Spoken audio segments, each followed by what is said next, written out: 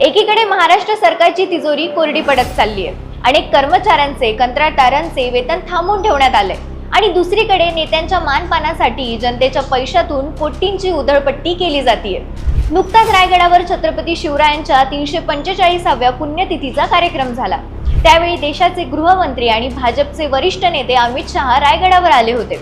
यावेळी राष्ट्रवादी काँग्रेसचे खासदार सुनील तटकरे यांनी शहा यांच्या स्नेहभोजनासाठी त्यांच्या घरी बोलावलं होतं। अमित शहा यांच्या येण्या जाण्यासाठी हेलिकॉप्टरची सुविधा करण्यात आली होती आणि तटकरेंनी त्यांच्यासाठी नवीन हेलिपॅड सुद्धा बनवले होते।